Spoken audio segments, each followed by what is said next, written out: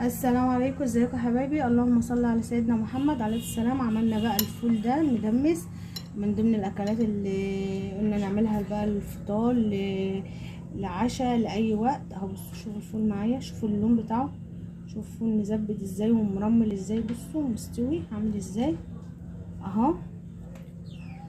انا عبيت كده كام كيس وقلت بقى اكمل معاكم، لسه فاضل كده اهو. بصوا شايفين شكله، شايفين اللون عامل ازاي اهو. يا رب بقى لو عجبك الفيديو ما تنسيش تشتركي معايا وتعملي لي شير او لايك وتدعميني في القناه. ويلا بينا نشوف مع بعض الطريقه. وبرده الفول ده هنعمله من ضمن الحاجات اللي تفرزيها ليوم الجمعه كده، تقومي الصبح تطلعي كيس من الفطار، مثلا اخر النهار ولا حاجه، تعملي له شويه فول بالطحينه بالليمون، بتعملي بالثوم كده وطماطم. دي من ضمن الحاجات الاقتصاديه والموفره معاكي. يعني كيس الفول ده مثلا بصوا مليان ما شاء الله عامل ازاي، تجيبيه من بره اقل حاجه بكده، اقل حاجه نص دول كده وب10 جنيه. لا بصوا ده ما شاء الله عامل ازاي، كيس مليانه ازاي اهو. انا عبيت بس 3 اكياس وبقيت الاكياس اهي، هكمل بقى تعبيه.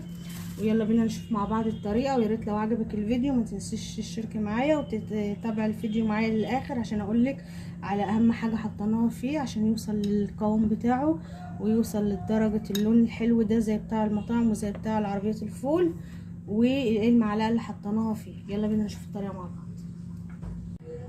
معايا كده نص كيلو من الفول ده، فول بلدي. بصوا الحبايه بتاعته كده ايه، فاتحه وعريضه كبيره، مش الصغير اللي هو المستورد اللي بيبقى غامق، لا ده الفول البلدي بتاعنا اهو. ده نقعته حوالي 4 أو 5 ساعات. انا نقعه من الساعه 10 الصبح، دلوقتي الساعه حوالي 4:30 اهي. اهو معايا اهو، نقعته وغسلته وشطفته كويس قوي اهو. هنا معايا معلقتين كده من الفول المدشوش، برضو نقعته شويه وشطفته.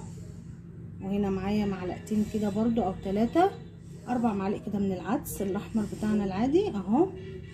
معايا هنا بشر جزرايه كبيره، ومعايا ليمونه. طبعا الدماسه ما عندكيش الدماسه ديت، حله، حله الضغط الموجوده عندك المتاحه عندك، بس هي دي متاحه عندي فهستخدمها. هنزل الاول بالفول، احط فيها. طب هصفيه الاول عشان ايه الميه بتاعته، هصفيه وارجع لكم. بصوا كده هنفضي الفول اهو في الدماسه، وهحط الجزر، هنزل بالجزر برضو اهو.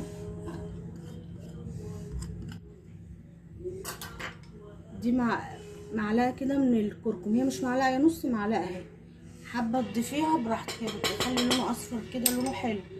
وليمونه برضو هننزل بيها، وهخلي القشره بتاعتها. وهننزل بالعدس، هنزل كده بالعدس اهو معايا. وهنزل بالفول المدشوش، وهزود ميه بقى سخنه، وهولع على الدماسه كده على النار، تاخد غلوتين 2 معاكي. وبعدين تخلي النار شمعة مغطيه عليها خالص، مغطياها وتوطي عليها خالص لحد ما يستوي براحته. ممكن لو انت مستعجله عليه ومش عايزاه ياخد سوا كتير، لو انت مثلا ما عندكيش غاز وعندك انبوبه وخايفه عليها، هتضيفي لها نص معلقه من البيكنج باودر بتاع الكيك. ده بيسرع معاك السوا وما فيهوش اي ضرر ولا اي خطر ولا حاجه على الفول ولا على الاكل ولا على اي حاجه. انا كده بقى هزودها ميه سخنه وهولع عليها، ولما يستوي هرجع لكم عشان هنحط لها قبل ما يستوي خالص معلقه كده، هنضيفها على الفول، هتغير من الفول وشكله وقوامه.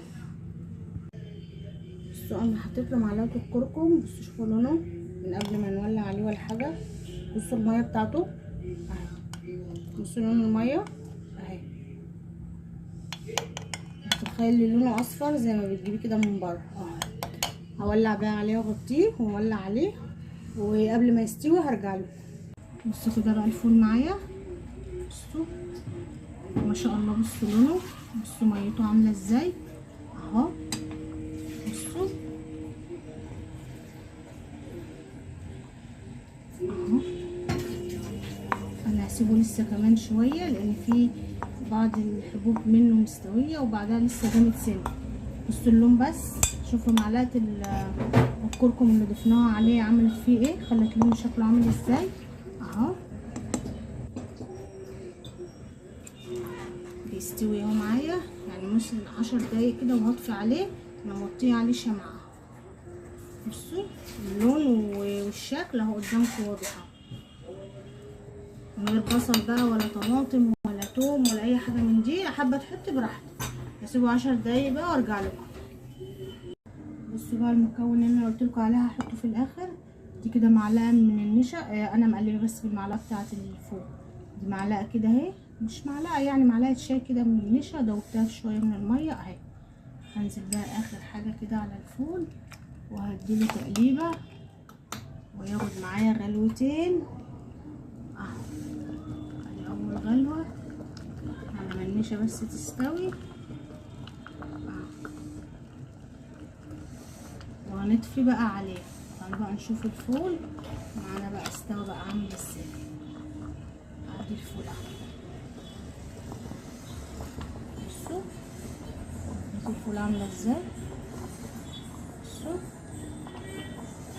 دايبه معايا ازاي، دايبه دوب اهي. شايفين اللون؟ بصوا اللون بتاعه. هيبرد بقى ونكيسه مع بعض.